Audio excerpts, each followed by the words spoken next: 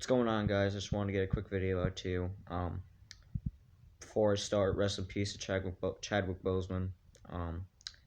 It's terrible what happened to him. Cancer is that's just the unfortunate reality of it. It doesn't matter how rich or poor you are, how old you are, what you do for a living. It can come in and kill anybody. It's a damn shame, and I just hope that his family and friends and all of his fans are doing okay during this tough time, and certainly my thoughts are with everybody um, associated with him. That's just horrible. 43 years old, uh, way too soon, and it's just an unfortunate circumstance. With that being said, however, happy birthday to Rasul Douglas, by the way. Figure I'd get that out of there. Hope maybe for your birthday I can get you a book on how not to get burnt so much this season. I'm just messing with you. Jason Peters, yes.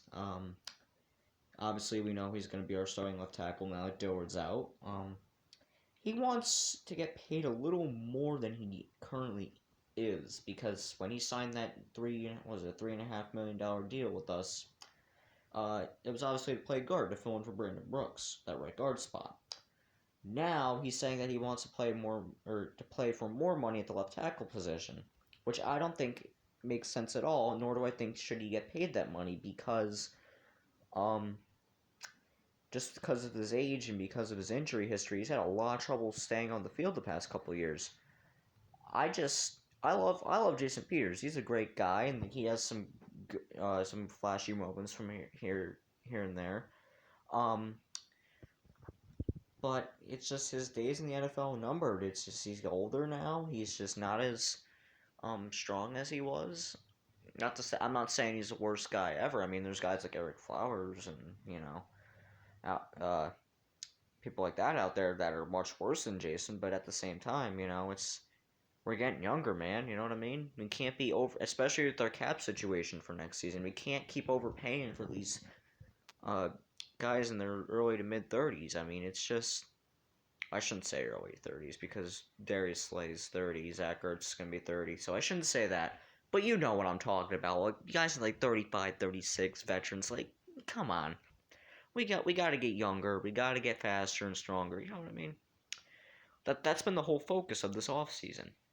Which is why I kind of didn't like the Jason Peters signing, and I kind of frowned upon the idea of bringing in LaShawn McCoy, which we didn't do that, but glad we didn't. The only veteran I could see us bringing back, which I would like to see back, is Michael Kendricks, but I don't see that happening, just with his current off-the-field issues and whatnot. I just really don't think that Jason Peters should be getting a little more money for playing left tackle. I mean, it kind of came out of nowhere. He came into this. It's. I get it. It's stressful for him. You know what I mean? He comes in. He's set on playing right guard. He's getting comfortable and getting used to that position, and then bam, right back to his old spot. So it's just a lot of moving around for him. I can see why he might be stressed out because of that. But at the same time, you also got to think that he's just getting older, and you can't overpay for somebody that's just not in their prime anymore. And you got guys like Prince Tega Wannigo, who I think deserves a starting left tackle spot, either at the end of this year or beginning of 2021, because I love him. I'm really sold on him. He reminds me of a Dollar General version of Mekhi Becton. He's a beast. Jack Driscoll is going to be good too. I think he's going to be a very solid tackle in the league. I just think he needs a little bit more development. Then Wannigo, but that's my opinion. I haven't seen a whole lot of our offensive line and know that, but something about Prince Tega Wannigo just really rings a bell. And just goes to show that he's going to be a really talented player, and he's going to be a force to be reckoned with in our offensive line within the coming years. One more thing I want to touch base on. This is kind of interesting. Darius Slay made a rather interesting comment. There was a video of a police officer.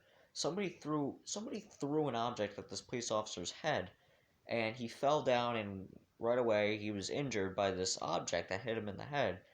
And I guess Slay retweeted the video and put Captain America or something in the caption, something snarky and just rude and dark.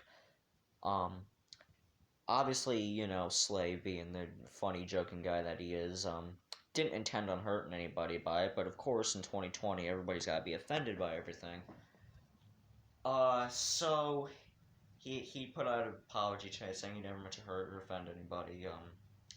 That's just his personality, and I think that it's just as good as that. Uh, I don't think there's going to be any more additional actions taken. I don't think there should be. I think it's just one of those things just to be quietly ignored. Quiet, you know what I mean. Quietly uh, shoved off to the side and just forgotten about. Uh, but yeah, excuse this zit right here too. I just popped that shit, but whatever. Uh, that's about it. That's all I gotta talk about today. If there's anything that you'd like to see me do a video on, just feel free to let me know, and I'll try to do it for you. I'm gonna try to do a 54, 55. I gotta figure out the number before I do the video, but I'm gonna do a final roster prediction before our roster's officially set. If you guys are interested in that, please let me know. And just any other opinions or feedback in the comments, feel free to drop it. Subscribe, like, do all that good stuff. I'll see you in the next one. Fly goes fly. Peace out.